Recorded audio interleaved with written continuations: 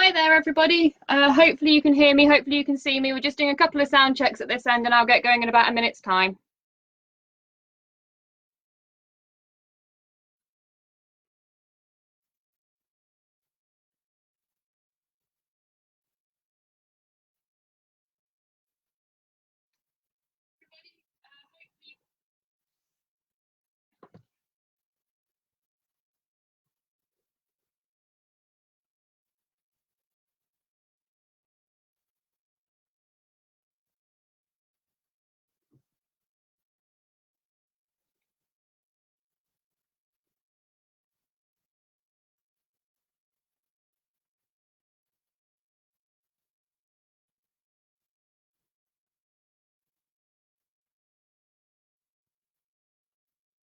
Hi there, everybody. I'll just introduce myself, what we've got a minute to go.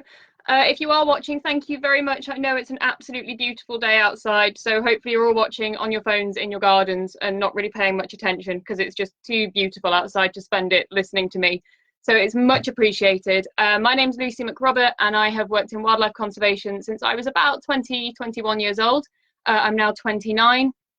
I can see there's lots of people joining now, which is very exciting. I can't believe you're all spending the afternoon listening to me, but never mind.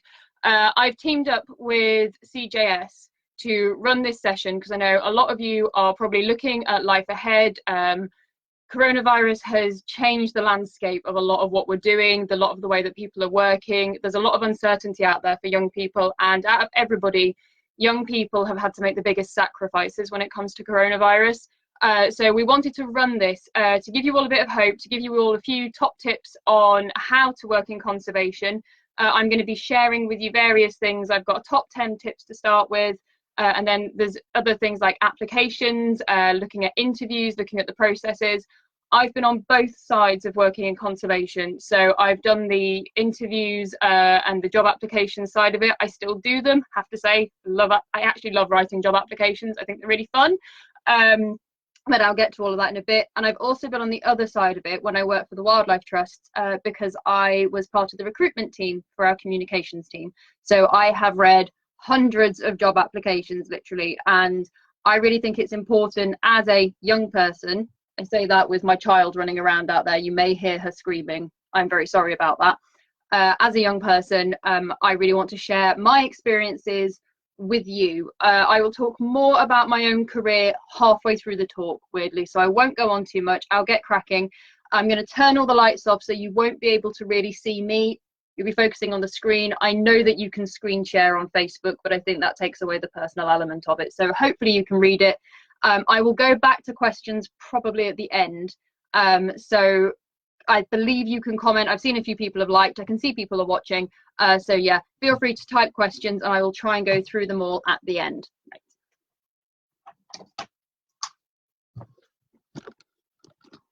Oh, is the screen going to adjust? Yes, it is, very, very slowly. There we go. So, come on.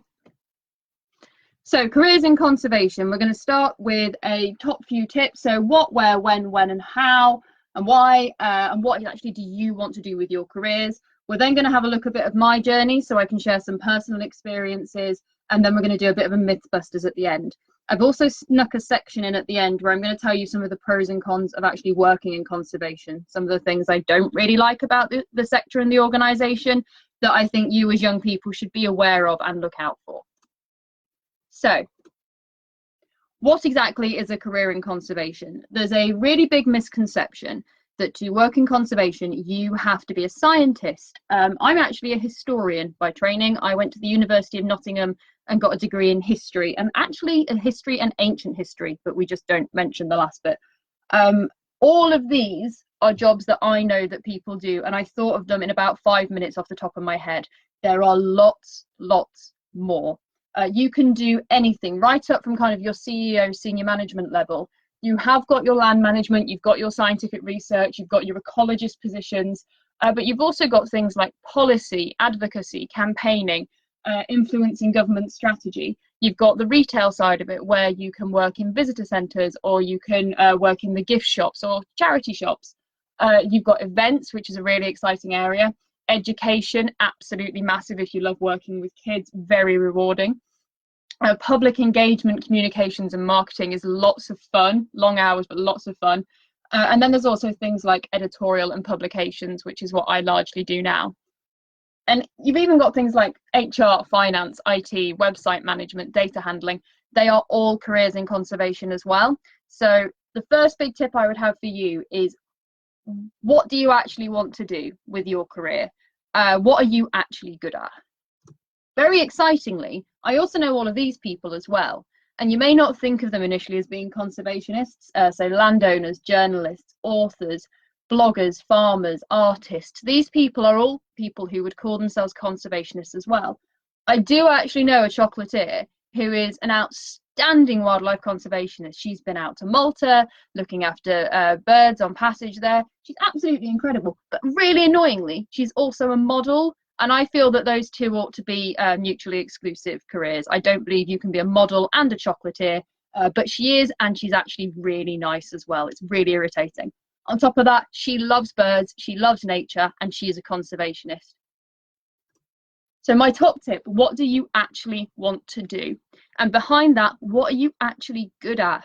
There's no point telling yourself that you want to be a research ecologist just so you can go birding all day. That's not going to happen. There's very few people make a career of that, and you really need a good grounding in science to do it. I'm a terrible scientist, and I'm not a very good birder, frankly. But you don't need to be good at everything. I don't have any science qualifications past GCSE level, and that was GCSE double award when I went through 15 years ago. I don't even have a GCSE in biology, so you don't need that kind of scientific underpinning for some of the jobs. Some of the jobs you absolutely do. If you want to be an ecologist, if you want to be a researcher, and if you want to work in land management, you preferably need some kind of scientific background. But all of those comms jobs, your marketing jobs, your advocacy, you can get all sorts of training qualifications in those areas, and they don't have to be based in science. So don't force yourself to do something that you're not naturally good at. That would be my top tip number one. So where are we looking? I don't know if you can see the map very well. Now, obviously, conservation can technically take you anywhere in the world. Might not be happening for a few months, possibly a few years now, and I wouldn't head to the USA for the next year or so. If you're going to work in the UK, there are conservation hubs all over Scotland, all over Wales, all over Northern Ireland, and all over the UK, all over England as well. However, if you're looking at working for one of the head offices, one of the central offices, there seems to be this little section that heads off down the A1 all the way to London. You've got some branches off here, but essentially if you want to work in that kind of suit and tie conservation, you're going to be living somewhere on this road. You have got Sandy, which is the RSPB headquarters. Peterborough's got, I think, Bug Life and a few others. Grantham is the Woodland Trust, Newark is the Wildlife Trust, London has offices for everything. So Friends of the Earth have got an office there, Greenpeace have got an office there, Wildlife Trust have got an office there, RSPB have got an office there. Cambridge has got loads of stuff going on, Flora Fauna International and a few others. And then out here you've got the BTO at Thetford. So everyone seems to live on this little bit of a corridor. It's like the conservation highway. Like I said, international opportunities may be a bit limited for the next few years for two reasons. One of which, obviously, international travel. We don't know where that's going to go at the moment in terms of opening up from lockdown. And the other side of that, of course, is funding. It's quite expensive to ship people over from the UK. So we have to be aware that if you're planning to work internationally, you may need to have a think about how you can get experience a bit closer to home before you broaden your horizons. I know a number of people who were working internationally have been called back to the UK. So just bear that in mind as we head into a new world post-COVID. If you've got ambitions to be working with elephants in Africa, you may have to just really engage with those organisations to find out what opportunities you're actually going to have. So top tip 2, you might need to be flexible on your location. I don't think there's any point in really saying I'm going to live here and then trying to construct a job around it. You need to think about the kind of job you want to do and where you might need to live. That also comes with an accommodation factor. In some of the more remote locations, places like Lochgarten in Scotland, where you're in the Highlands, some of them do provide accommodation. Others, you're not so lucky and you have to find it for yourself. So bear that in mind when you're thinking about where you want to live. Is this job actually going to pay you enough to live somewhere? That is especially relevant if you're living in one of the cities. So if you want to live in London, you need to think, am I actually going to get paid enough to live in London? So when should you be doing this? Well, all I would say is they're starting really young and it's really scary. I called myself a young person earlier, but you know what? I'm not. I've not been a young person probably for 5 years. I actually set up the youth conservation movement in the UK called A Focus on Nature. But at the moment I left that, no one called me a young person anymore. I am just someone who was working in hardcore conservation the whole time. I don't get these kind of opportunities anymore. And all of these kids here are catching me up. So there is no time like the present. So how are you going to get ahead? Volunteer, volunteer, volunteer, and do it now. This does not mean that you have to head out onto a nature reserve and you have to start chopping down bracken. There are loads of ways that you can volunteer with organisations from the comfort of your own home and in step with your education or around another job that's actually paying you some money. I am very aware of the limitations of volunteering. The work parties especially tend to be geared towards retired people, tend to be geared towards people who have a lot of free time on their hands and can be really flexible. I know as a young person it's not that simple, so try and find the opportunities that work for you. Internships can be great, but they're a double-edged sword because there is an argument that they're taking advantage of free labour, and you need to be very careful when you're going into this world that you're not taken advantage of. There is a fine line to walk between giving your time freely for a cause that you care about and furthering your own CV and being taken advantage of by an organisation. Most of the ones in the UK are really good at this and they will listen to your needs and they will work with you, but please bear that in mind when you are volunteering. There's loads of different jobs in volunteering now. You could help out on social media, you could help out with websites, you could answer the phones for people. There's loads of things you can do. It doesn't just have to be about chopping down things on nature reserves or getting a chainsaw license. So again, going back to that first tip, do what you are good at. Why? Well, the reason we're all here, let's not linger on this too long, but it's because we all care that nature is declining. That is the main reason you want to work in conservation, I'm sure, because it's not about the money. You are not going to get rich quick. But we all care about the decline of UK species. The UK is one of the worst countries for biodiversity intactness, which is an awful phrase. And we need to be doing as much as we can as young people and people at the start of our careers to make a difference for that. So that's why we're doing it. So top tip number 4 relating to that is keep learning, know your wildlife. When I was working at the Wildlife Trust, we got so many job applications from people who didn't really know what they were talking about with wildlife, and you don't always need to.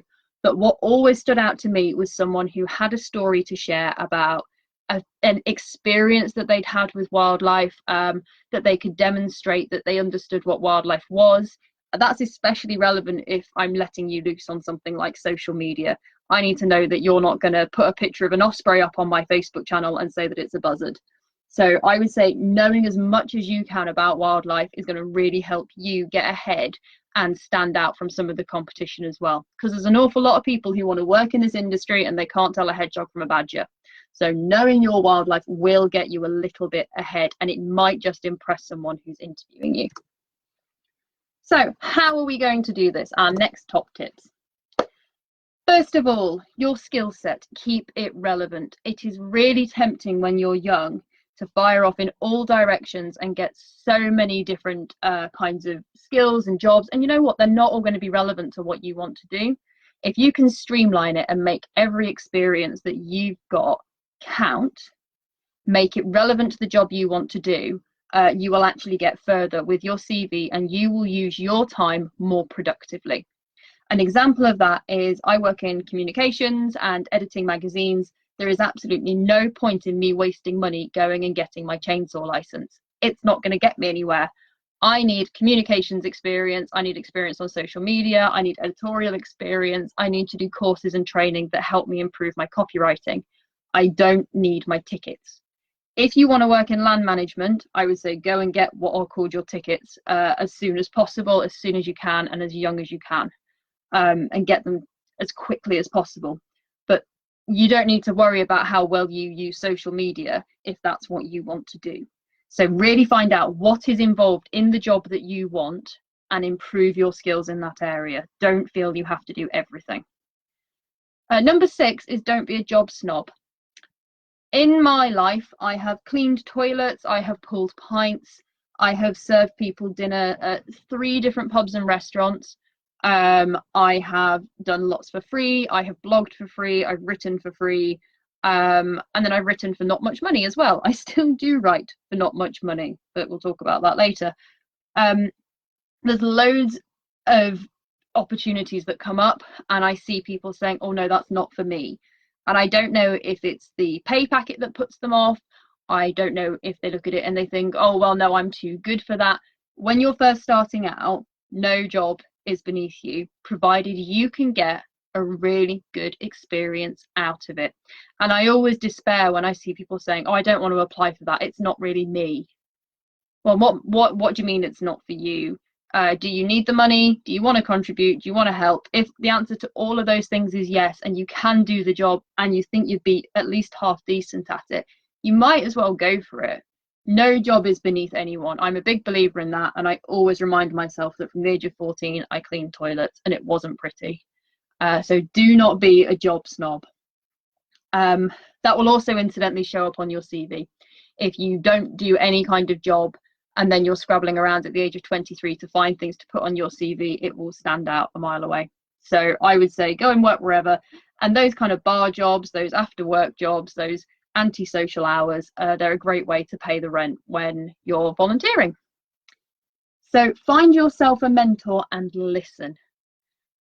This has been one of my most fundamental points in my own career, is really listening to what people who have got more experience than me have got to say.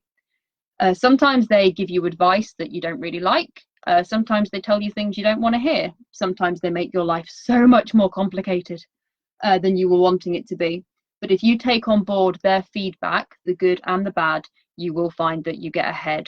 And you will find that you are a better, more well-rounded person for it, and you will find that you are more employable. They always have valuable insights to share, and if you get a good rapport going with a mentor, the really exciting thing is they will share their contacts with you. And sometimes that can just be the difference between getting the voluntary job you want and not getting the voluntary job you want. So get yourself a mentor and listen. On a side note, if you're struggling with that, an organisation called A Focus on Nature actually specialises in setting people up with mentors. So check out A Focus on Nature and their mentoring scheme, and they might be able to hook you up with someone who works already in the area that you want to. So number 8 really relates to applications and interviews. Experience is key. When I look at job applications and when I'm interviewing someone, I am looking for examples of the experience that they've got. I don't really want to hear personal stories about that nice time that they saw an elephant in Thailand. I don't really want to hear about that time they rescued some turtles from a beach. I want to hear genuine examples of learning and putting experience into practice. That is so important, not just in conservation, actually, that applies to everything. So much of this is way more relevant than just jobs in conservation. This applies across the board. When someone is interviewing you, they want to know that you can do the job. You don't necessarily have to have the entire skill set, but they want to know that you can find relevant experiences in your own life and you can adapt and you can evolve. So if you don't have the experience, you're going to fall behind in that interview and application process. The more you can make of every experience you get, the better. So if, for example, you get a job or a voluntary position running the social media for an organisation, going a little bit above and beyond and making the most of that situation will really help you. Take the opportunity to learn from the people who you're working for, and that kind of experience will really shine through. Number 9 is one that I've been personally affected by, and it's called Keep It Clean, and this is referring to social media. Now, it's very tempting on social media to bare your soul. And there are obviously different ways you can do this, but one thing that you may or may not know is most HR departments will check your social media, especially if you get through to a second interview stage. If they're interviewing you, they might have a quick look. If you're through to second interview, they will almost definitely check your online presence. So things to consider. They will check to see if you're on LinkedIn. I am awful at updating LinkedIn. I don't really use it, but it's worth having a profile. Facebook, I would set it to the highest level of privacy, so they can see your profile picture and your name, and that's it. Twitter, try and use it professionally if you can. Most of the organizations will make the most of Twitter and will look at Twitter as a first port of call because that's where they're most comfortable. So just bear that in mind, that anything you tweet could be used in your favor or could be used against you. And Instagram, in my experience, they're not so hot on Instagram at the moment. I mean, they don't have a clue about Snapchat and things, but they might check your Instagram as well. So if you're going to have public channels, I would say keep it really relevant. The other thing to remember in this is how political or not some of these organizations might be. So I recently went for what's called a non-executive role with government. I didn't get it, but I did get very far down the application process. And I know that they went through my Twitter looking for examples of where I was political.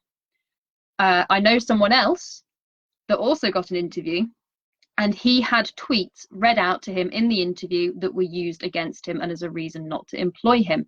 He had to justify things that he'd said after he'd had a couple of glasses of wine 6 months ago about Boris Johnson.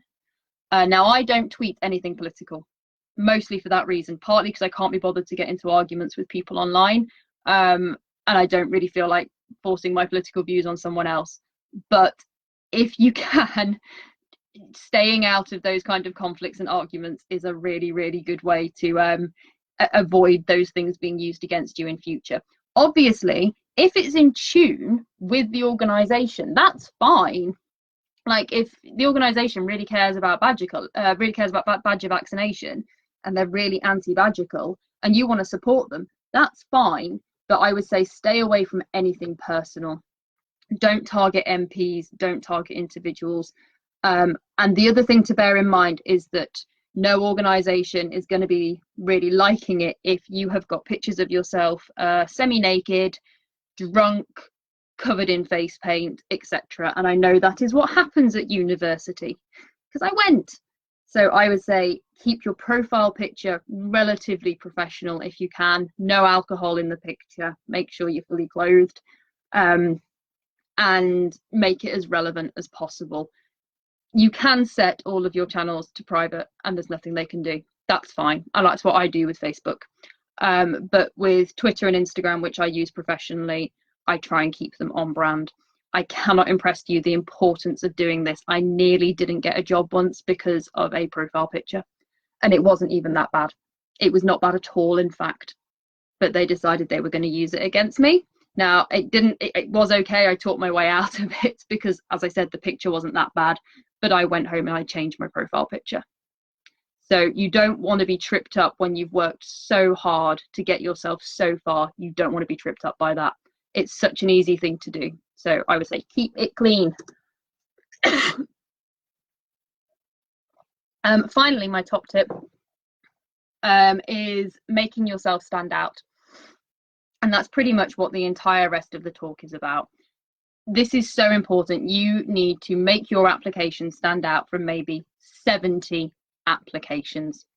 The most I ever got for a job at the Wildlife Trust was 120 for 2 positions.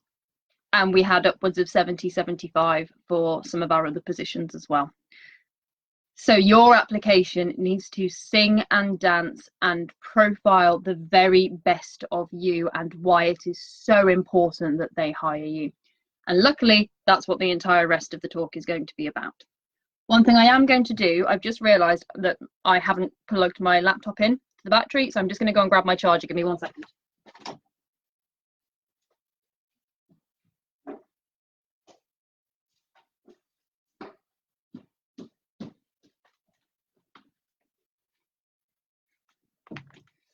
be rather awful on you all if I suddenly cut off because I haven't charged my laptop battery.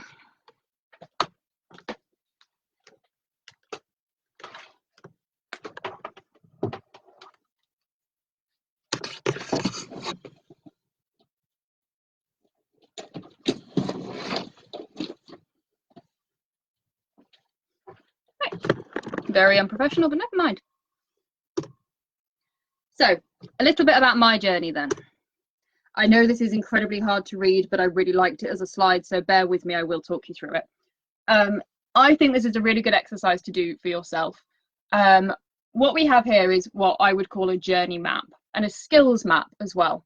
It will help you identify gaps in your own career, and it will help you identify where you need more experience. So along the bottom, I have listed skills. All of these skills are really important to doing the job that I need to do. So that's the first thing we do. We put all of these skills along the bottom, the things that I need to be good at in order to achieve my goals. So literate, creative, hardworking, public speaking, teamwork, leadership, things like integrity, flexibility. You need to have a think about the kind of person you want to be and the kind of values you want to demonstrate to your employer to do with the kind of job you want to do. Really good activity to go through, actually, really fun, and will allow you to identify gaps. If you want to work in communications, you probably need to work on public speaking, for example, because there'll come a point where you need to do it. Sorry, by the way, I'm not ill, don't worry, I always lose my voice when I do public speaking. Next up, we have the things that I did when I was young. So the big one for me was I worked in a bar for 3 years, pulling pints and serving meals. I've done 4 or 5 jobs like that in total. I think 3 bars and restaurants, like I said, cleaning toilets and various other things. I've got GCSEs, I've got A levels, and I have a first class degree from Nottingham. I will go back to degrees later on, don't worry. So that's kind of my education and what I did from like the age of 18 to 21. And then after that, I had various roles. I was actually freelance from I think the age of 21 through to about 24, and I did various jobs on the side.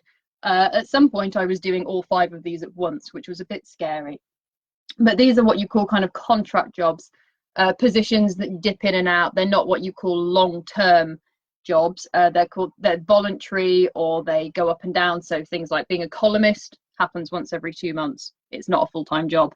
You don't earn a lot of money from it. The same with a journalist. You'll get a bit of money here and there, but if you put them all together, suddenly you have a career, and that's very exciting. Again, we'll go back to freelancing in a little while, but that is quite a good way of mapping out what you've done so far and how it all ties together. The next ones up are the big jobs that I did, and I was communications manager at the Wildlife Trust up until last year. I did that for 5 years, and I gained so much experience from that role. I was originally the Nature Matters campaigns manager, but luckily they decided that looked absolutely awful in an email signature, and I became the communications manager, where I ran campaigns, I did engagement, website, social media, lots of content creation, lots of events, lots of relationship management. I got to manage relationships with lots of celebrities, which was really fun. Work with partnerships, got to work with some corporates. It was a really exciting, really varied role. As you can see, though, that took up a lot of my time. So I didn't get to do some of the other things as well.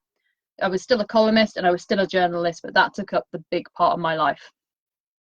The other thing that I did was I was an author and a writer. I wrote 365 Days Wild, which came out a year ago.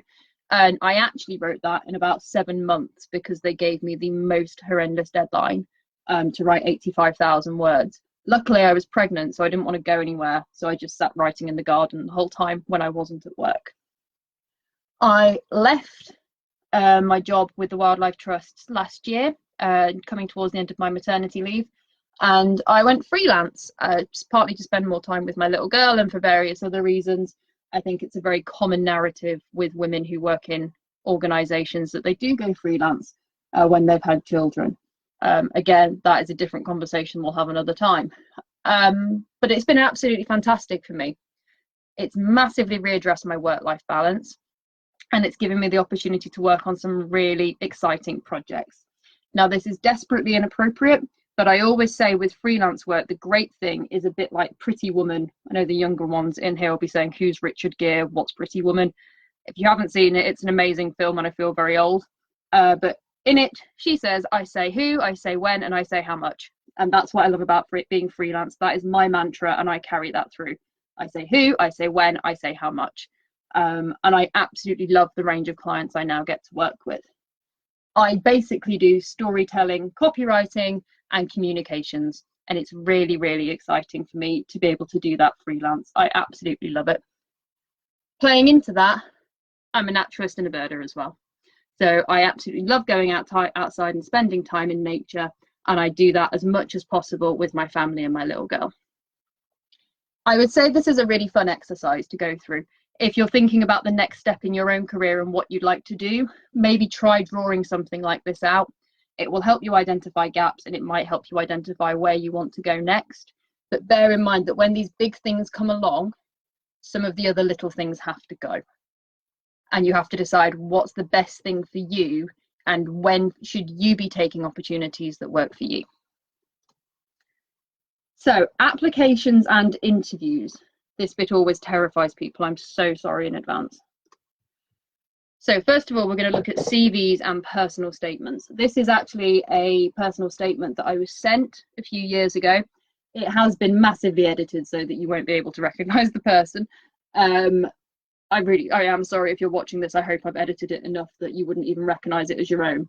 But I was sent this as a genuine personal statement to check someone's CV. From an early age, I was thrown into the various landscapes of the natural world. With parents passionate about showing me the world and with the wonders it has to offer, it is no surprise that I am still as enchanted and intrigued at the age of 26. I'm a recent graduate of BA Honours Photography, where I have been able to further my personal skills as well as those in the field of photography. My final project was a book based on the European beaver in Poland. Now, even reading that, you probably could tell what I was doing. I was stumbling over my words. It was quite difficult to read very long sentences.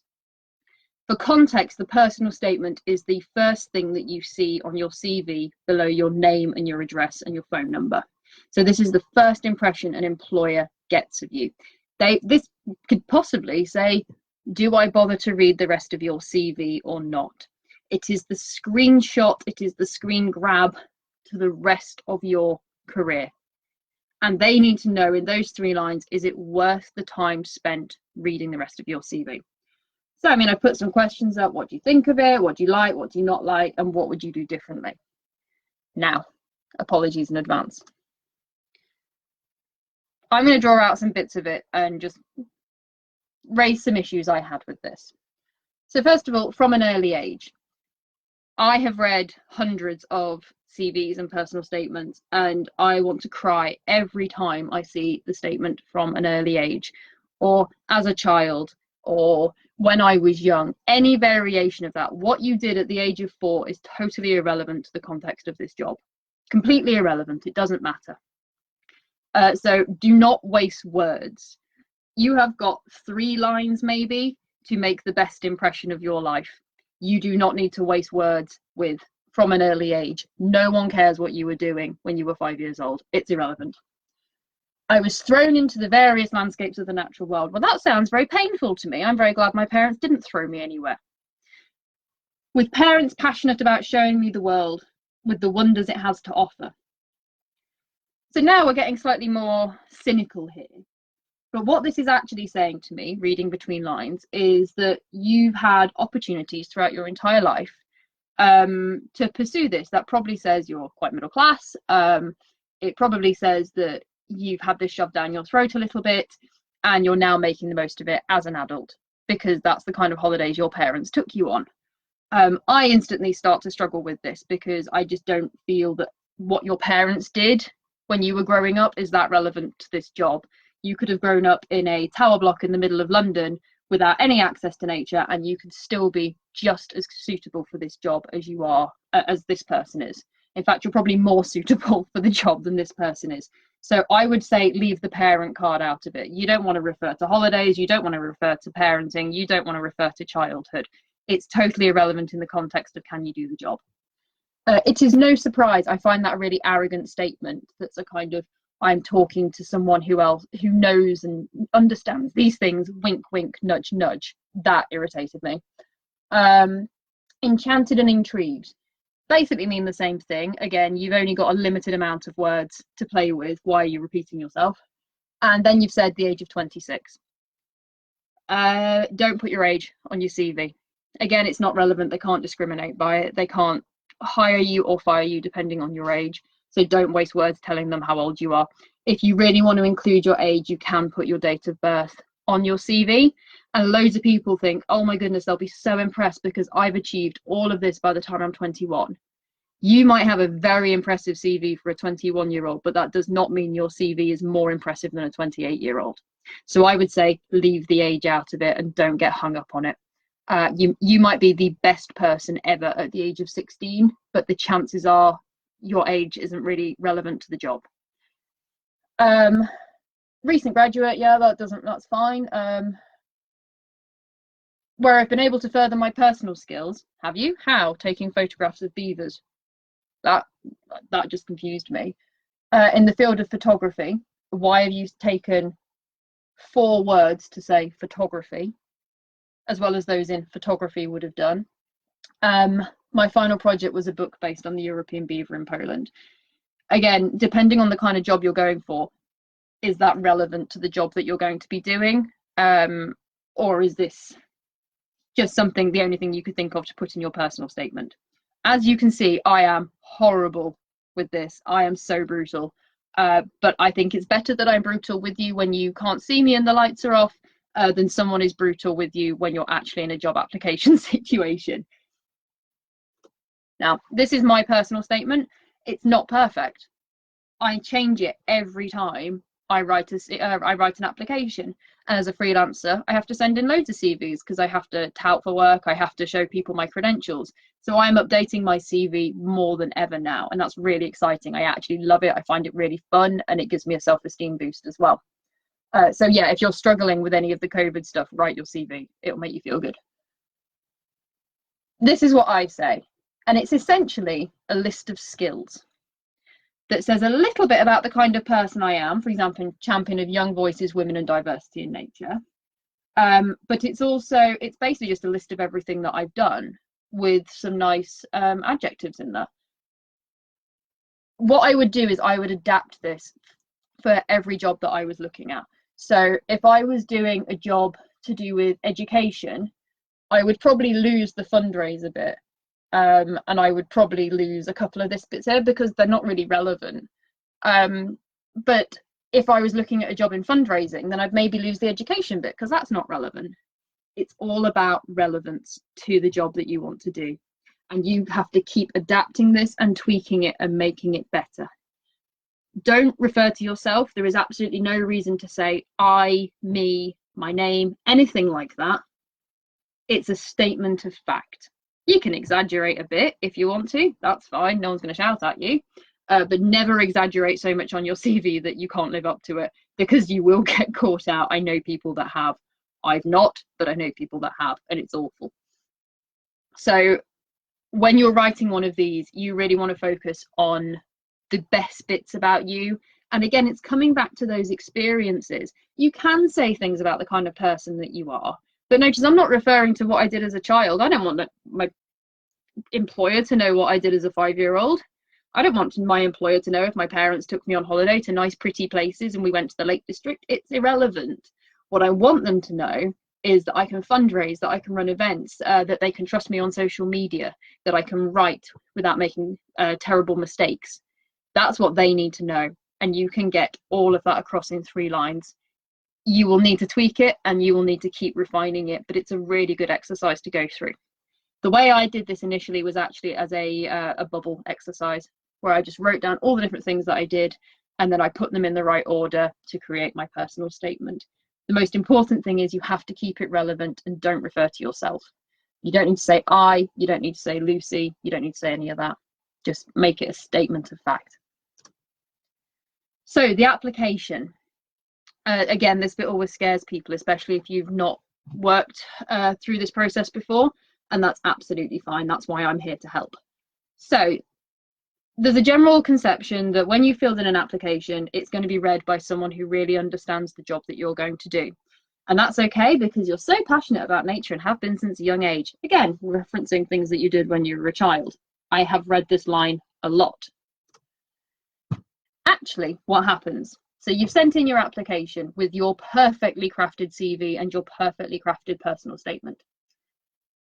If you're applying to a big organization or even one of the smaller ones, your application is probably going to get read by a machine, first of all, especially if it's gone to a recruitment agency.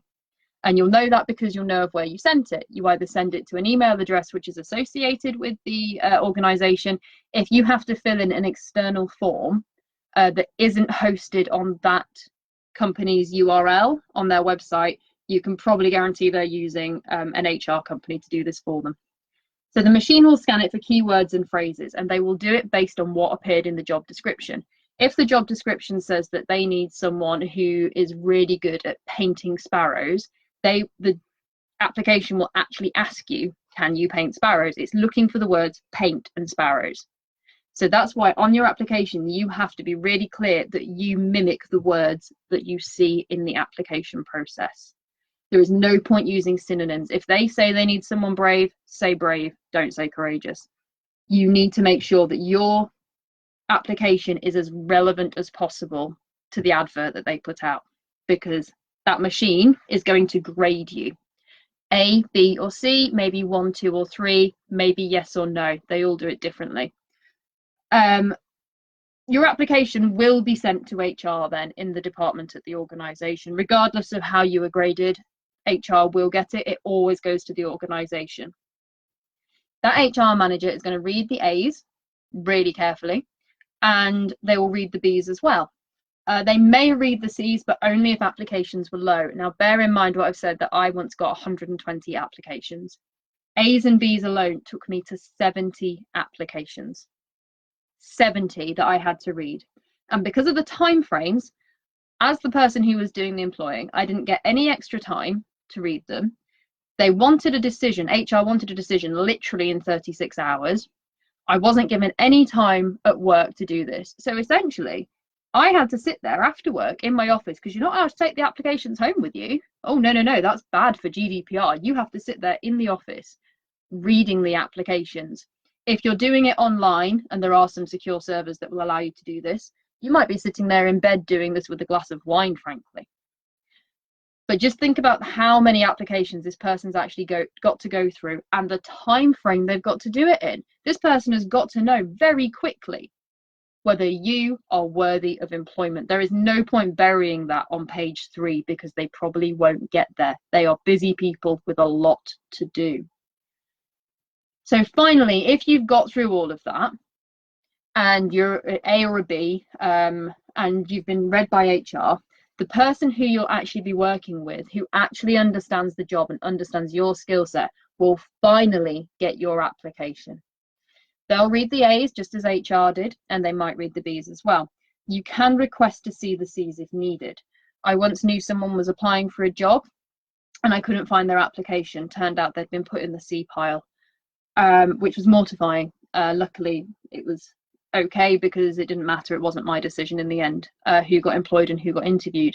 But that was hard to know that my friend didn't even make it through the first round of HR. The people who understand your job will then pick who they want to interview based on suitability. The role of HR is to make sure that you are legally entitled to work in the UK. You're legally entitled to work for that job. So that's the first thing there. HR are there to make sure that the law is upheld, essentially, that everyone is safeguarded, that you as an applicant are protected, and that they as an organisation are protected. The person who is employing you will be the one that decides if you are the right person for the job. So the interview, you've gone through that horrendous, absolutely awful process now that you know about it, and you've been given a phone call and you've been given an interview. Hurrah, isn't this wonderful? You might not have very long to prepare. So the common conception is, I know it all inside out. I know the job. I've read the job application. I don't need to do much preparation. Very common conception. I have a degree, so I'm already ahead. These guys are experts, so when they meet me, they'll love that I am so passionate about nature and have been since a young age. you always assume that the person interviewing you is going to be just like you and that they're going to care about the same things that you're going to care about. And that is a really foolish mistake to make. So the interview, what happens? You'll be maybe one of 3 to 8 people being interviewed, depending on the job and how many applications there were. You may not get long before the interview to prepare. It's worth checking if there's an interview date set when you send in your application, because you can literally have 3 days. That's the least I ever had, was 3 days, and I had to put together a presentation, and I was in full-time work, and I was volunteering, and it was awful. I did not have long at all. I did actually get that job, but maybe I just work well under pressure. So that's something just to consider, is if you can find out the interview dates beforehand, do make sure, because you may not have long and they may ask for something that you need to do beforehand. If you are asked to do a presentation, you need to bring it on a memory stick. Make sure the format's easy to use, so PowerPoint, PowerPoint, PowerPoint, PowerPoint, nothing else, PowerPoint. If you work on a Mac, change it to PowerPoint. Do not try and use anything that is not compatible with Microsoft. Always work in Microsoft when it comes to these things, because it is the most fail-safe, and the chances of a conservation organisation working on Apple Mac are completely slim. It's not going to happen. Don't bother with any fancy transitions. We don't want to know about your use of word art. We don't want to know if you can star things in and out. We just want it to be really simple. And be prepared that your USB stick will get scanned. When you're plugging in a USB stick to a big network, they are going to take that USB stick and they're going to have to run it through some tests to make sure you're not about to put a virus into their system and crash their entire server. Wouldn't it be funny if someone going for a job interview took out the entire RSPB because someone didn't scan their USB stick first? I'm sure it's happened, not with the RSPB, but I'm sure it's happened somewhere else. So be prepared that your USB may be scanned. As such, make sure your USB is tidy, because someone's going to look at it. Make sure your presentation is really well labeled, so it's really obvious what it is. I once went into a job interview and they'd already uploaded my presentation. So I was like, oh my God, what if they'd used the wrong one? That would have been mortifying. Have to go back in and say, sorry, no, that's the wrong presentation. So make sure it's really clearly labeled, and make sure that everything else on there is scanned. Do not have your holiday photos lying around on your USB stick or anything that could be considered inappropriate. So number 3, your interviewers have a set of questions that they have to ask, and they have to take notes. It's really off-putting, but it is absolutely necessary, and it is there to protect you. That is the most important thing to remember. They might ad-lib, so they might go off topic slightly, but they have to be really consistent. They have to ask everybody the same questions, and they have to make notes that are fair and relevant. If an interviewer is talking to you, the chances are they've been through training and they know what they can ask, they know what they can't ask, and that is what HR are there for. If at any point you feel that you are not being treated fairly, or you are being discriminated against for any reason, your ethnicity, your gender, because of the clothes you're wearing, because of your age, for any reason, I would write it down and make a note of it, just in case. And make a note of it when you get home. What did you perceive happened in that interview? Because those notes, should anything go wrong, are what you will have to fall back on. The interviewer has to, your interviewers have to make your notes available to you if you request them. So if they've written down something stupid, like, I didn't like his shoes, you have the right to know about that. So it's really worthwhile just making sure that they are taking notes, and if they're not, that should raise alarm bells. I had the mortifying situation once where I could see what they were writing, and they used a grading system of 1, 2, 3, and I could see they were writing down things, and I couldn't figure out if 3 was really good or really bad. I could see lots of 3s. I didn't know if that was a good or a bad thing, and it was so distracting. So try not to look at the paper too hard, but make sure that they are taking notes. They are there to protect you. So the interview, what actually happens? Again, your interviewers are looking for concrete examples of when you have demonstrated certain skills. This is this whole thing we've been talking about of having examples. Examples are everything. Have a variety of them up your sleeve from different areas. So let me think of an example. If you're going into an interview, and you know you're interviewing, for example, land management skills, You need to be able to demonstrate different skills that they might ask you about. You're not going to know the questions in advance, but you can have a fair guess that they're going to ask you for an example of a time where you've had to adapt your management style of that land to accommodate people, maybe. How would you handle health and safety, for example? So having examples up your sleeve are really good. Never answer a question yes or no. You are allowed to take time to think about your answer. I mean, not like more than about 4 or 5 seconds, but you don't have to dive in straight away. And you can give more than one example if you want to. I've got through interviews in 20 minutes before and thought, oh goodness, I wish I'd spent more time thinking about it than that. And I wish I'd spent more time thinking about the answers I wanted to give. If you're going to revise for an interview, I would say revise your examples. Make sure you've got loads of evidence of how amazing you are to employ and have those examples there. What are the key things you've achieved in your life, and make sure you can describe them in detail relevantly. You may also be asked to complete a competency test as well. These are usually really easy, but they can be really scary. We once asked people to design infographics on Photoshop, which none of them had ever used before. It was a terrible idea for us as interviewers. It was awful. But you may be asked to complete a competency test. Sometimes it's just a simple mathematical test.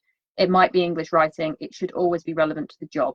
If you feel that that competency test is not relevant to the job, again, make a note of it, because if you don't get that job because you couldn't do something that was totally irrelevant to your position, you might have a case for saying, hang on, that's discrimination. So just be aware of that. You are being primarily assessed on your answers. The answers you give in the interview, the answers that are written down in those notes. You are not allowed to be discriminated against for any reason, but your interviewers are looking for the suitability for that team. So in that, you do have to bear in mind that there are lots of personalities within these organizations, and they're going to be looking for people who will fit with the team. If the team's really easygoing, they might not want someone who's really scary and really overbearing like me, for example, because I might upset the apple cart. On the other hand, they might decide that actually they need that for the team and that they want to shake everything up. Don't ever be defensive in an interview. Don't get emotional if you can help it. I found someone crying in the car park once downstairs. I took pity on her and I smuggled her into the office and gave her a cup of tea because she looked so horrendously stressed. And that's going to come through in your interview. So if you can find a nice quiet place beforehand to go and chill out, get there in loads of time before. Make sure that you have got a train earlier than you need to. Make sure that you have factored in time to getting across cities. Make sure you know where you're going. Oh, it's awful if you can't find the place that you're actually going to. And make sure you've had a drink beforehand. They'll offer you water in the interview, but you're probably not going to get more than that. So try and be as relaxed as possible. But obviously, there is only so much you can do, so be yourself. Do not try and fit a role that isn't you, because you will get found out. So some top tips here. Dress smartly but appropriately for that job. There's no point going to an interview for land management in 6-inch heels, completely dolled up, because no one's gonna care. At the same time, you still need to dress appropriately and still relatively smartly. Don't turn up in a pair of shorts and a polo shirt either, with your hiking boots on.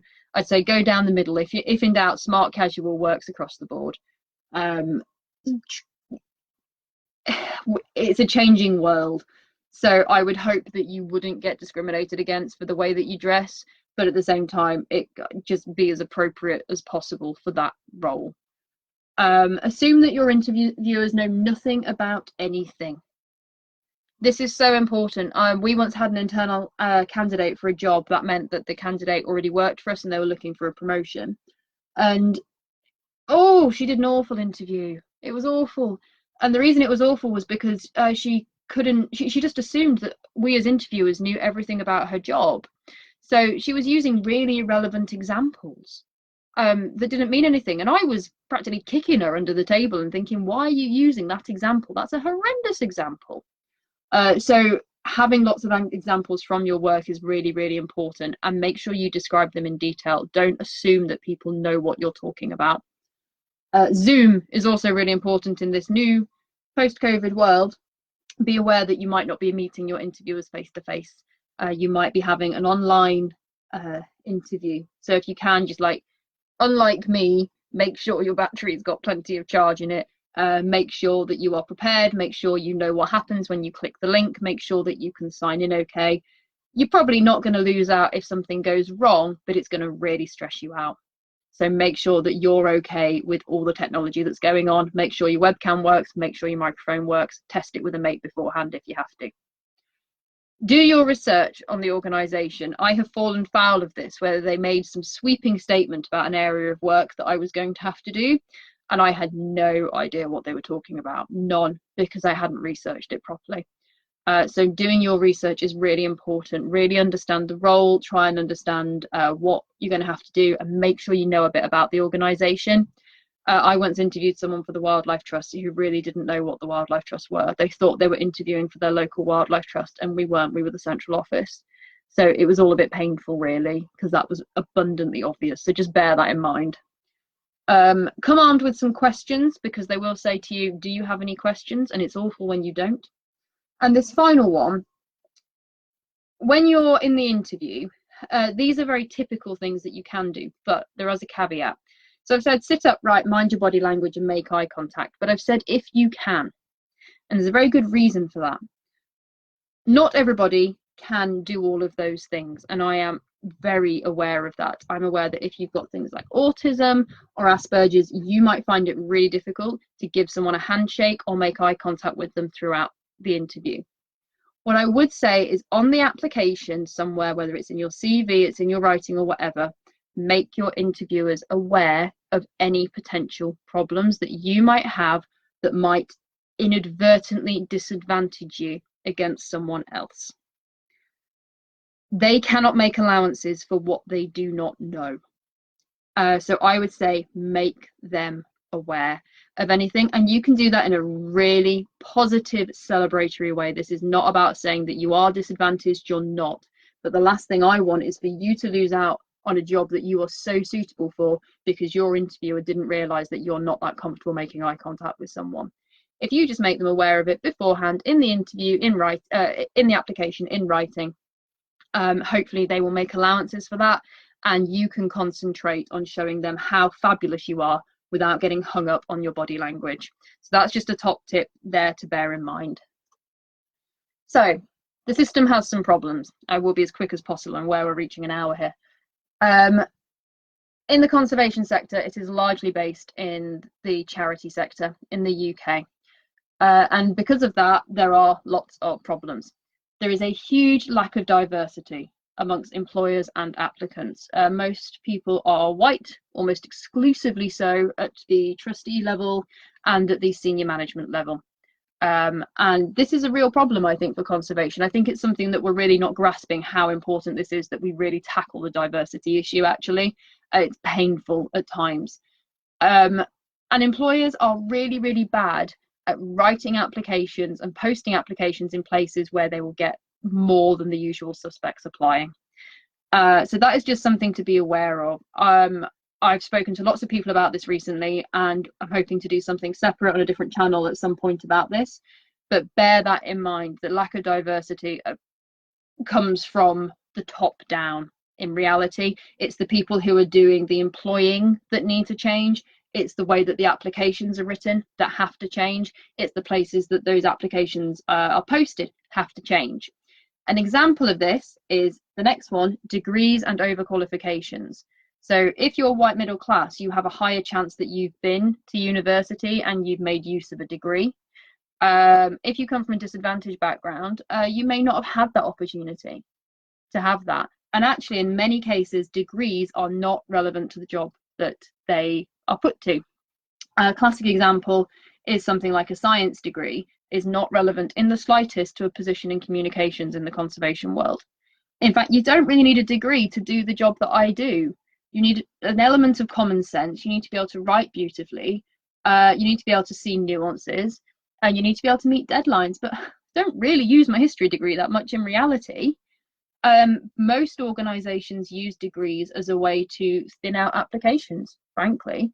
And I don't think that's good enough from the perspective of the organisations. I think they need to work harder to find new ways to bring people in from different backgrounds who might not have had the opportunity to go to university.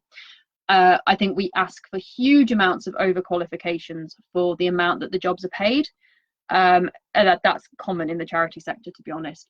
But they're just some things to bear in mind. I would say if you don't have a degree, it's worth throwing your hat in the ring anyway. Certainly, any open-minded employer is not going to punish you for that. I certainly wouldn't if I was employing. I'm looking at the examples and the relevance of your skill set. I'm not looking about where you spent 3 years of your life. The same goes for getting things like masters and PhDs. They are only as relevant to the job as you make them. There is no point going and getting a doctorate if you want to work in conservation comms. It's just not going to do you anything, and you're never going to pay it back. For how much young people now pay for degrees, I don't always think they're relevant, but just be aware that most places will ask for one. That doesn't mean I agree with it. I really don't, and I wish we got rid of that, especially at the lower levels where you're only getting paid 16, 17, 18,000 a year. I think there is so much more to be made of skills and examples. So pay versus skill sets, as I've said, is often disproportionate, and this is something else you need to be aware of.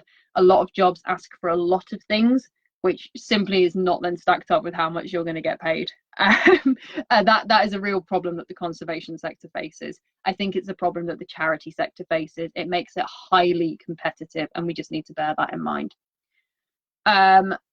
There is also a huge reliance on the charity sector for conservation. If you feel that you have the skills and you love nature and you want to make a difference, but you're not getting anywhere in the charity sector, don't be afraid to take your skills elsewhere. Take them into the corporate sector, take them into the government, take them into the public sector. There are other places where you can use your skills and you can have a really positive impact for nature and for people. So if you're amazing with people and kids and you want to be a teacher, but you really love nature, go and be a teacher, but be a teacher that champions nature in the classroom, and you will have just as much impact as working in the charity sector. So again, it goes back to that first point of do what makes you happy and do what's good for you. Don't feel like you have to spend your entire life in the charity sector if it's not for you. The final thing I'm not a fan of is there is too much reliance on volunteers and cheap labour. I think there's a general expectation that you'll do perhaps 20% over your hours in your own time. Maybe you'll turn up half an hour early for work every day and leave half an hour late. And I have seen people stick really rigidly to their hours and they've been punished for it. They get called up for it in appraisals. They go, oh, well, you haven't done the amount of work you need to. No, you're working your hours. Never forget, a job is ultimately a transaction. Someone is paying you because they need your skills. Never ever forget that as the person being employed, you are valuable and they should value you. Don't take the mickey, obviously. You're there to do a job. Do that job to the best of your ability. But if you find yourself getting sucked into this cycle of doing too much for free and you feel taken advantage of, it is always worth having a look around and seeing what other jobs are available. This was a really big learning curve for me, and I'm still learning every day on this. But I would say don't get sucked into this idea of feeling like you have to be worthwhile and you have to be good enough, because I guarantee you are good enough.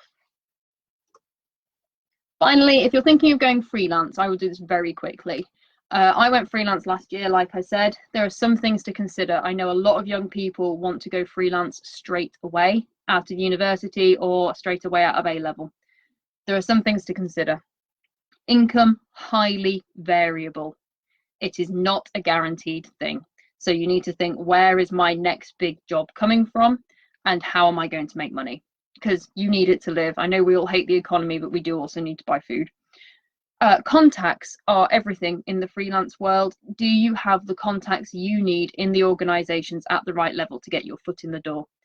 This is not often an application process. Freelance work can come to you through a number of channels and it's not necessarily based on application, although it can be. So sometimes it is just about knowing the right person. And if you're thinking of going freelance, that is hugely important. Training, you do have to pay for your own training and skills if you're freelance, unless you can get in with a syndicate or a group. But even then, you'll probably pay a membership fee. So it's worth thinking about the kind of training and skills and opportunities you're going to get in the PAYE sector rather than freelance, and it's a very competitive industry. There are lots of people out there who are amazing illustrators, amazing writers, amazing copywriters, and we have to do our best to support each other. That often means not undercutting each other in prices. So, for example, if I go up against someone and they only charge half of what I do, the organization will probably choose them, even if I'm better for that role. So just bear that in mind and don't do too much for free, because it undermines other freelancers really badly. You have to be really good at time management, because it's really tempting to work way over your hours and way under your hours. So you have to be really good at managing your own time. You need somewhere where you can work in peace and quiet. That's one of the problems I've had with a small child running around. I cannot wait for nursery to reopen. Desk space is a thing that you have to consider. You're going to have to do your own self-assessment. So taxes and things come into it. When you earn £100, you haven't earned £100. You've probably earned 70 at a push, and then you need to take your expenses out of that as well. So if you are doing your own finances and you're doing your own self-assessment, you need a lot of money left over to pay your tax bill at the end of the year, and possibly an accountant as well. So it's just worth bearing that in mind when you're charging people. You need to make sure that you've got enough money to cover all of the things you need to cover. It's not just straight cash in your back pocket. You might need to do a number of different things. Portfolio working is lots of fun if you are someone who loves to have your fingers in lots of different pies at once and have lots of variation. It's great. And you also have to be okay with promoting yourself. You very rarely get like shy freelancers. You need to go hell for leather on promoting yourself and what you have to offer. And it's really scary if, like me, you're introverted and you're not very good at selling yourself. It's really important that you get good at it, to be honest. All of that in mind, I would say if you are thinking of going freelance as a long-term solution, it might be worth working in the sector for a few years, maybe a couple of years, just to build up some of your contacts, make the most of training and skills, make the most of your time management, just so you have the best possible start if you want to go freelance. Ideally, I wouldn't have gone freelance until I was in my mid-30s, but life intervened and I've gone freelance now. But luckily I've made the most of training, I've made the most of the skills, but it's now my responsibility to stay on top of that, and that can be really hard work. So just bear it in mind if you're thinking of going freelance. Right. Oh, we will stick various lights back on. So I hope that was all very useful. I can see there's lots of comments, but I need to swing my mouse around. So, oh, I'm glad you liked. So yes, to answer that question, you've forgotten about conservation bodies in Wales and Scotland. Essentially, I'm talking in a UK context here. So there are amazing conservation bodies in Wales and Scotland. You've got government ones, so SNH, places like that. I think SNH moves its headquarters all the time. They do exist. There's conservation bodies in Edinburgh. There's conservation bodies in Inverness, but they are generally, not exclusively, but a lot of them are more isolated. So that's what I'm talking about. When I say the big headquarters, I'm talking about the major employers with maybe 50 to 500, 600, 700 staff. When I talk about the conservation highway, I'm not excluding Wales and Scotland from that. What I'm saying is those offices tend to be smaller and they do tend to be more isolated. So it's worth bearing that in mind. So in other words, opportunities to get employed in them are more competitive.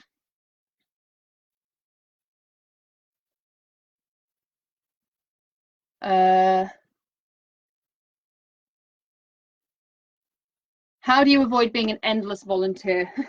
Yes, this is a good question. I hope I've answered that a little bit.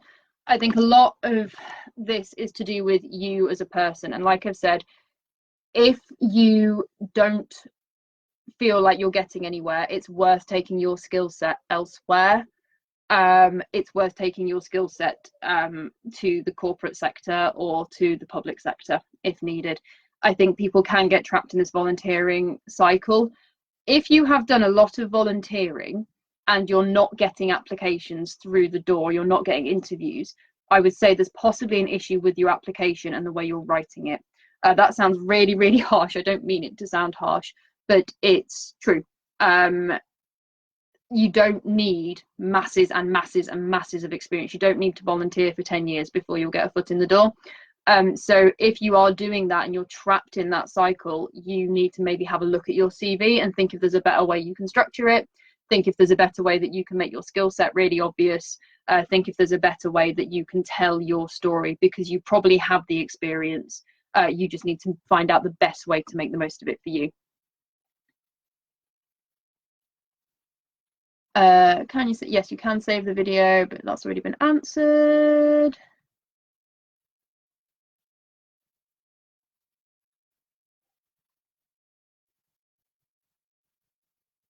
Yes.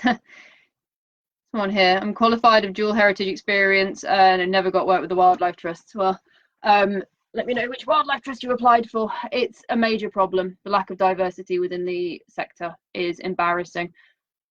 All of the organisations now say that they have diversity in their strategies and that they want to reach out to more people, but I just don't think they've really got their heads around what that actually means or how they do it. And I think it's because, a bit like when we used to talk about young people, we used to talk on behalf of young people. I was massively party to this about 10 years ago. We always used to talk on their behalf. We didn't actually used to ask young people what they thought or what their opinions were, or how could we make the most use of them, what were they interested in, what were the best ways to talk to them. That was a major problem, and I think the same applies across all minority groups, to be honest. I've seen it done with women before. There's loads of questions about how you get more women to volunteer at a trustee level in these organisations. The reason that women don't volunteer at a trustee level in the organisations is because we don't have time. Loads of women have got full-time childcare responsibilities, they've got jobs, they're doing loads of work at home, and there's loads of studies that show that women genuinely do not have as much time on their hands as men. There's also a huge problem that they may not perceive that their skills and experience are relevant even when they are. Classic thing is, if a man reads a job application, if he reads the advert, he might apply for that job if he's got 50 to 60% of the skills specified.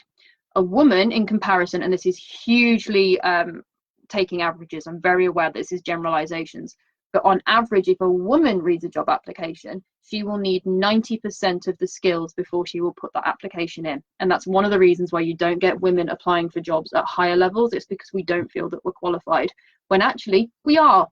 And the bloke that's got the job is probably no more qualified than you. In fact, he's probably less qualified, but he put the application in. So that kind of diversity is hugely lacking in the conservation sector.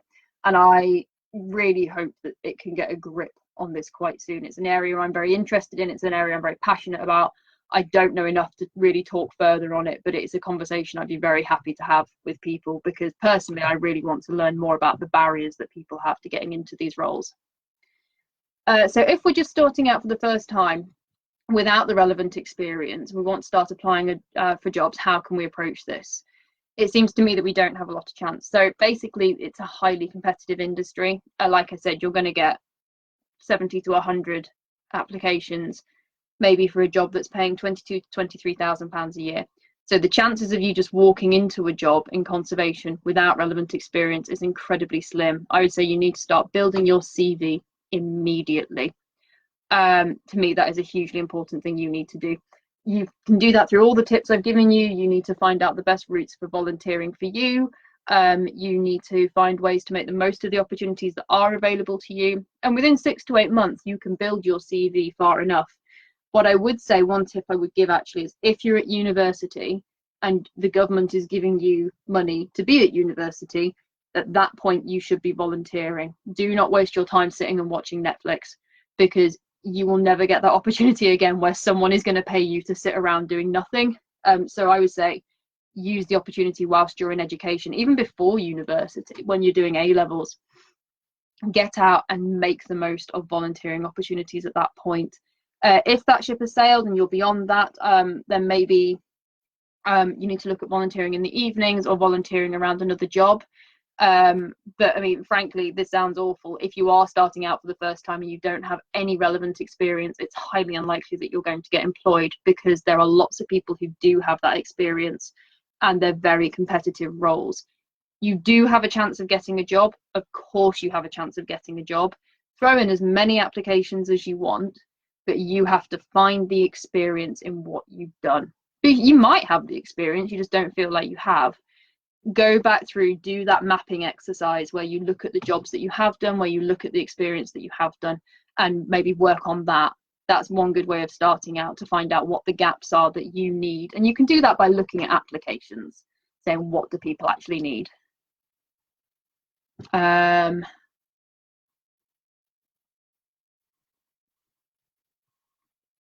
sorry, just reading through questions.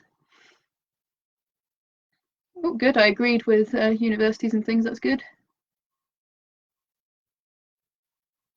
Oh, I'd like to work in rights of way. I don't have any particular experience of this personally. Concentrate more on land management or more on the legal mapping. What I would do, if you want to work in one specific area, I would look at the job applications that are available now and go through and draw out the skills that they have in common. So what are the things that consistently come up in those jobs that they're asking for? And they will rank them in order. So the ones at the top are the most important and the ones at the bottom are the least important. And I would just do a very simple mapping exercise. Go on something like Countryside Job Service and find some jobs that you would potentially be interested in a few years. Map the skills you need and then work backwards from there. I don't know much about that area specifically. I'm more marketing, comms, suit and tie style stuff. I would imagine, looking at that, I would have thought the legal mapping side of it would probably be better for you, as a guess. Or the other option, of course, is finding yourself a mentor. So go to a focus on nature and see if there's a mentor that they can hook you up with who'll be able to give you some very specific skills and guidance much better than I can. Yes, that's very true.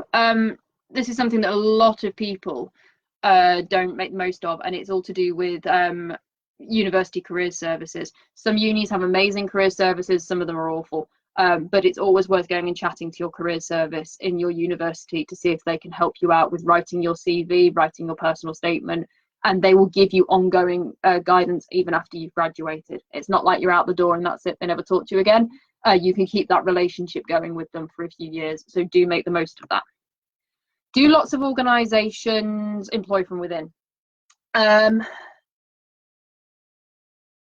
There are roles where you do get internal applicants.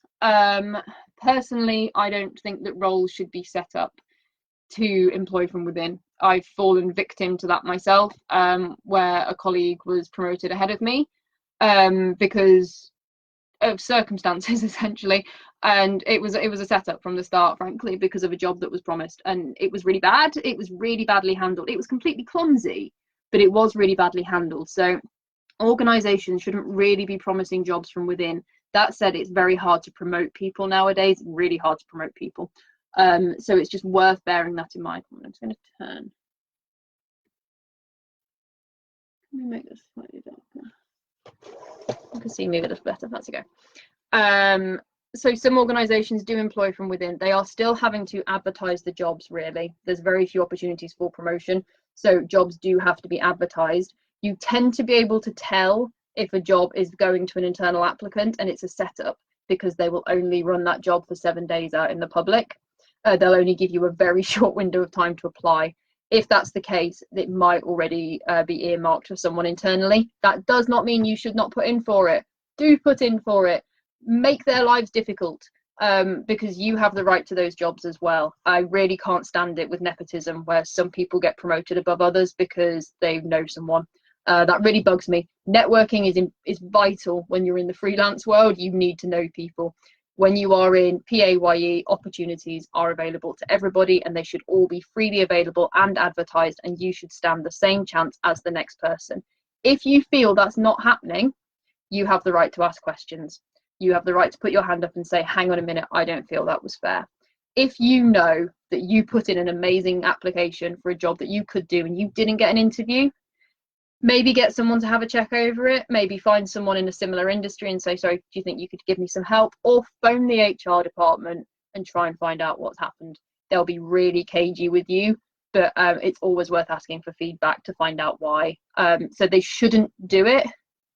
It happens to a certain extent in all industries because people have the right to move up in jobs as well, of course, but it is so frustrating when you put so much effort into an application and that job just goes to an internal candidate.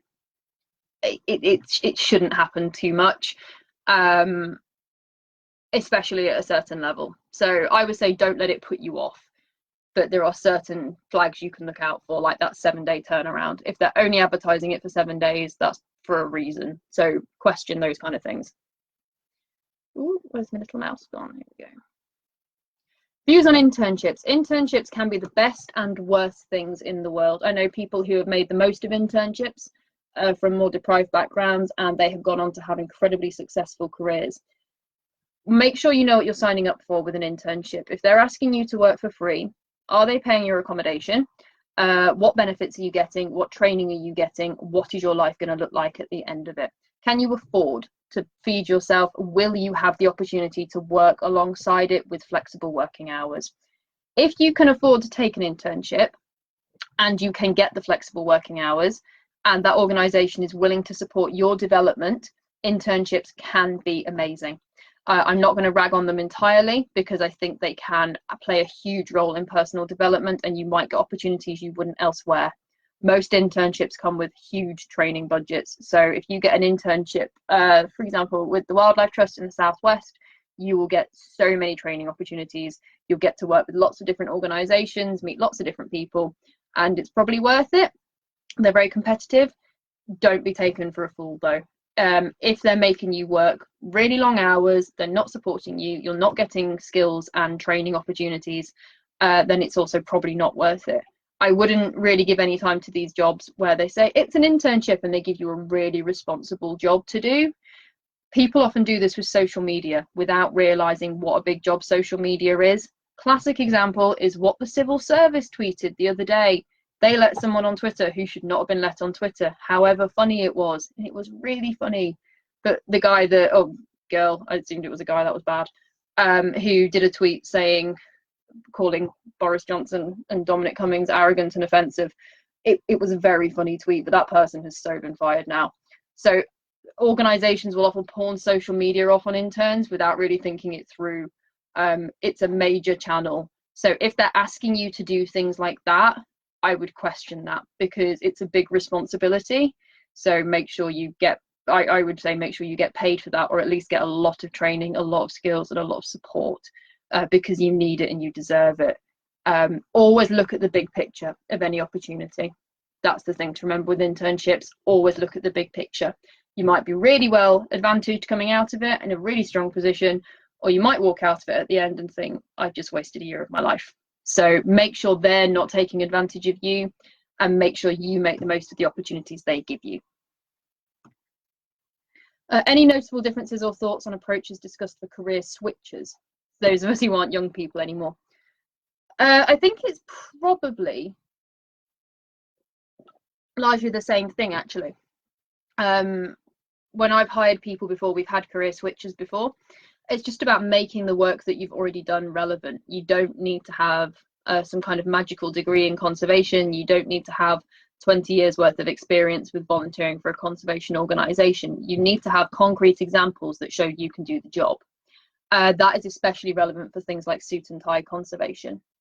When I say that, I mean office-based. You don't need to have loads of internships. You don't need to have lots of experience in that specific role, if that makes sense. So I would say career switching is definitely doable into the conservation movement. Just really make sure your CV is as tight as possible and look out for any pitfalls. That's something to be aware of. So if you worked for Shell or BP and you're moving into the conservation sector, think about really making that relevant to conservation and think about the perception someone might have of it. How you sell yourself within that role is really important. So someone said jobs mostly go internally in my experience. That's not my experience. Out of 6 or 7 people that I've hired, I only know one that went internally, and it was through a fair application process. It was highly competitive. But I do know that it has happened before. And I know that some people fall foul to it. If you think it's happening and you think you've been disadvantaged, I would say whistleblow, frankly, because you shouldn't be disadvantaged and you shouldn't waste your time filling in applications for jobs that are already earmarked. It's not good HR practice, and hopefully any organisation wouldn't want to be caught out doing that. Would you say sending CVs and cover letters to organisations, even if they aren't hiring, is a good thing? In my experience, no. I would say it's highly unlikely they're going to create a job for you because they simply don't have the money. However, having said that, if you're willing to do voluntary stuff and you want to get a foot in the door, we did have one girl who just pestered us until we gave her some work. Just she wanted to do some admin for us on a voluntary basis. We weren't advertising a voluntary position at the time for the organisation I was with at that time. She just kept pestering us until we gave her a bit of admin work, and then she developed it from there. She now works elsewhere, but she made that job her own, and she wanted to just get the experience doing it, and that's led to her with stepping stones in another organisation. So there is a certain element of you can pester, but I think you'll just get a stock response from the organisation saying, that's great, look out for our new jobs coming up. It's highly unlikely they're going to create a job for you. I think that's more American than the UK. I don't think people really do that much. Oh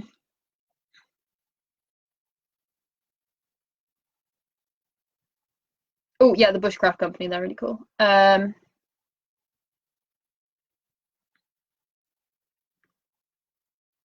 So a focus on nature, it's only up to 30 years old. Give them a contact anyway. I would say just drop a line for them. I'm not aware of things that are over that. It was created to purposely fill in a gap for young people, which didn't exist about 8 or 9 years ago at all. And that's why there's so much focus on youth schemes at the moment, frankly. It's because they simply didn't exist at all. It's not because that's where the funding is, because there isn't any funding, don't worry.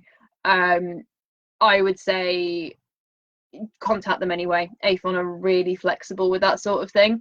And if you've got something really specific, it might be worth giving them a shout and see if they can help you out at all. The other thing to do is to look for someone yourself for mentoring on Twitter.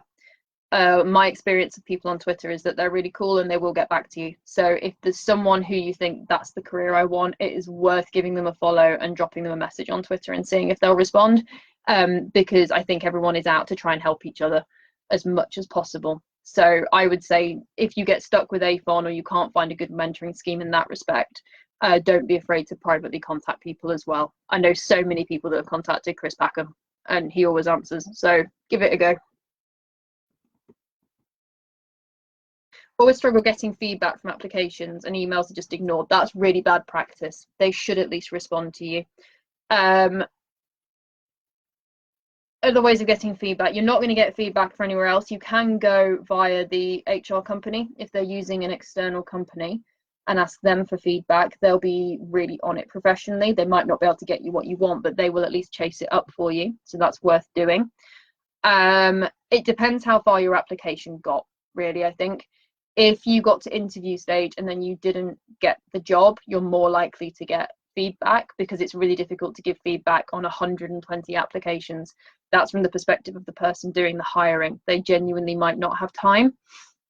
Again, it's worth looking for people who do the jobs that you want to do on Twitter or on Instagram or Facebook or wherever, and drop them a note. I get people all the time dropping me messages saying, oh, could you just check this? And I don't know them, but if I can and I have the time, of course I'll help people. And I think that's really common now. I think people are out to help you. So if you can't get feedback on your application from the organisation, maybe try and get it from someone else who does a similar role. And I think that would be worthwhile.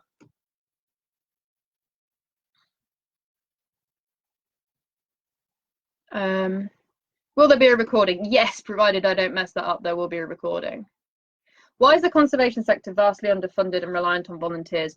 If it's any consolation, it is all around the world. Conservation tends to thrive under strong economic conditions, which is why conservation's become less well-funded past few years. Conservation always booms when there are lots of relatively affluent people who have time to care about the environment, unfortunately. It's underfunded because it's a highly competitive industry and lots of people have lots of conflicting views. It's very dependent on things like memberships and legacies and individual giving. There isn't a huge amount of government funding for it. Natural England is horrendously funded as a government advisory body. There's virtually no money whatsoever and it has a huge remit. But where specifics, sorry, let me reread your question. It is very reliant on volunteers. That's mostly for land management though. And that can be a really good thing. I know loads of older people who have volunteered with organisations and they get a lot out of it. So it is a two-way relationship, but I do think there is an over-reliance on voluntary work. And I think we could pay more for genuine skills, if that makes sense, rather than having 10 people who get paid 18 grand a year who can do the job quite well. I'd rather see 2 or 3 people doing it really, really well. I think that's more efficient and I think that's better for nature all round. Sorry, you can see my daughter wandering past in the background. Right, I think that's all the questions. I think I've gone through them all, but no more kept popping up. So I am really sorry if I've missed any. I'll give you another 10 seconds to ask any more questions if you need them. If not, do feel free to contact me on lucy.mcrobert@hotmail.co.uk. I am on full-time childcare at the moment. As you can see, she's now trying to break into the room. But I will try and get back to you all. Oh, she's even managed to open the door. I can get back to you as soon as I can. You can drop me a line on Facebook, you can drop me a line on Twitter, and there's a lot of questions that have come up that I'd love to spend more time talking about as well. So yeah, if you want to chat, let me know, and I will hopefully see you soon, and I hope this has been useful. Thank you very much, everyone. Have a lovely evening.